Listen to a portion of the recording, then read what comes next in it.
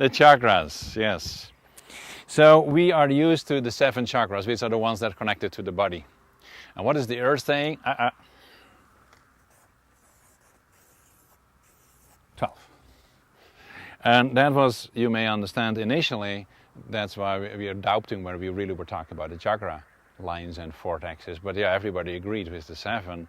And then the other one, everybody agreed with, they have a higher frequency. So what can we call the other 5 chakras that are, in one way or another, follow up on those 7? Well, it's actually pretty logic if we understand if this... No, I go to the next one because otherwise I go off the chart. If you forgive me my simplistic drawing, could make it more simple.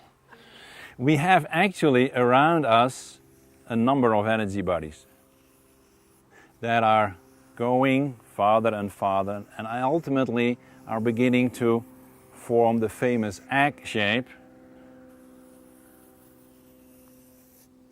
And finally we have, there are different books, there are different numbers. And in the system, and I trust the Earth more than any other book. So I believe that the 5 are the ones because that's what the Earth is saying. These are the ones that are the other 5. So we have the one here and the one there and the one there and the heart and this, right? So there are the other 5. And you know, if you realize that a chakra is actually the same definition as a vortex, that was my little mixing up, is it's a place where between 2 information systems energy is exchanged. Well, from here to there, from there to there, and so on. That are the 5 other places where energy is exchanged, and there you have your other 5 chakras. So 7 and 5 makes the 12. The Earth is always right. Very quickly, for those who may wonder, well, what are those bodies? Some of you may know them. Just let me quickly mention them. Is the etheric, and this one is the astral. And in those 2 is where the meridians are directly having their effect in. And then the more well-known, that's the emotional. This is the mental. And this is the spiritual. So there are the 5 bodies that basically, and if you look in the different books, most are working with this. There's only one point of discussion, and that is in this arena. Many people say that the astral is the emotional, and that the emotional is the astral.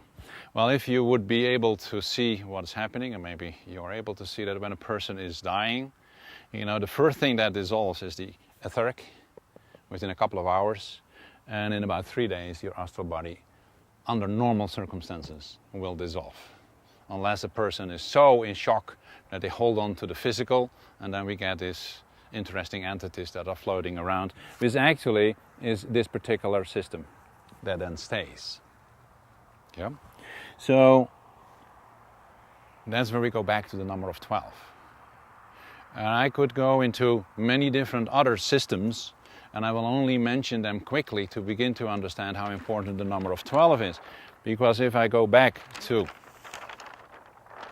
these ones, then we go also into what we call the consciousness grids. Because the consciousness grid is actually that what we have realized of the morphogenetic field, of our potential. Yeah, so what we call the collective consciousness, or unconscious as it originally was called, then we are talking about what we collectively have realized of the total potential that was given to us in the morphogenetic grid. And we are still working on that. We're working very hard on it, I hope, at least the majority, and definitely in the people that are sitting here, right? Otherwise you wouldn't even sit here. So these are the ones that are very important, and what is interesting is that the morphogenetic fields on the level of the Earth has the number of 12. 12 levels. The collective consciousness of mankind is also held in grid systems here on the Earth, and they're very easy to dowse. Anybody who can dowse them. They are based on the number of 12. You see how that comes back? And it comes back because, according to Plato, he said the universe is based on one particular form, and that is the 12-sided form, the dodecahedron. And the dodecahedron is the one that determines all informational systems. So everything is either 12 or related to the number of 12. And nowadays we even believe that there are 12 strands of DNA, and they say even when you take 2 strands of DNA, you can relate it back mathematically to the number of 12. Pretty fascinating, right? So that's the number of the universe. And they have done a very interesting experiment that proved that to be true. You can use what you call certain types of energies that are the background of what they call the Big Bang. And there are instruments nowadays that can measure that if you have a sound, what instrument made that sound. The computer will draw it. So you playing a guitar strain and it will draw a guitar, and you playing on a piano and it will draw a piano for you.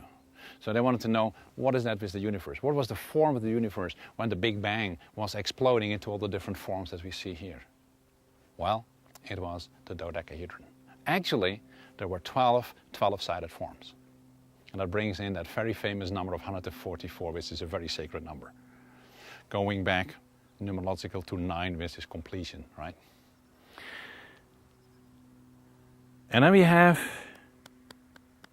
this one. Most of it we will come back on when we go out in the afternoon, because it's more easy to explain it. But I don't know how long everybody's going to stay, but there are a couple of ruins up there, right? And when you go to those ruins, then and you start checking the lines, the first thing that you realize is they built that ruin on a vortex that belonged to this group. And almost all ruins are on one of that, unless they have chosen for whatever reason anything that have to do with the morphogenetic grid.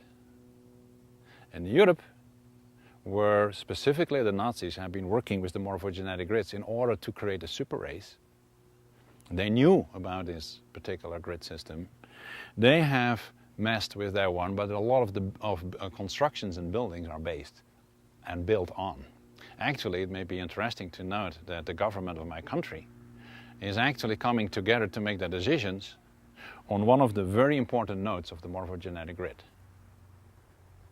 Which means that everything that they put in there has an effect on everybody else. Quite fascinating, you know. And this is happening far more in Europe than it is here. You know, one of the very big nodes of the level 11, as I said, morphogenetic grids are based on 12 again, right? Level 11 is on Cathedral Rock. And if you want to go to another node of that particular system, you have to drive for about, I always have to recalculate it from kilometers back into miles, about 130 miles. So that are huge systems that I'm talking about, yeah? Huge systems. When they have selected that place and they built a construction, specifically a ruin as we see them here in this particular area, very common. Because of the way they do that, because of the level of consciousness with which they created, they start resonating with other constructions of the same one, and lines begin to form between them. This is happening in Europe between churches, it's happening between castles, it's happening between all the sacred ruins that they have been created in this area, from the Sinagua of this area to the Anasasis a little bit farther north. You can go south to the Hohokam, you know, which are going into more into the southern area, like Phoenix up until close to Tucson. All those different people had a consciousness that allowed a grid system to unfold between them. So you have many different of those grid systems. As I said, between the churches, you will find them through many, many churches. And there are churches in Holland because they're all so close together. Holland is a very small country. You know, there are sometimes 44 to 50 lines connected with one of these churches, connecting all that church with all the other churches. It's really fascinating. So even when we don't know, we create all kinds of energies. If you realize that even between banks, this kind of energy lines are existing. And I've seen people living on a line between two banks, and it threw their system off. because the energy of a bank is not what I call a very spiritual or a supportive energy.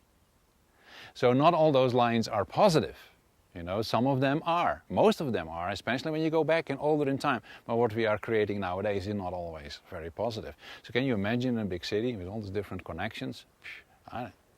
That's why I think we have chosen not to be in a city anymore. You can't live there anymore, right? It doesn't mean it's bad, because we all have our contribution to make, as I said earlier. Our meditation, our centeredness, staying in a place of love is changing the energy, and we contribute in that sense to creating an environment that will work for other people.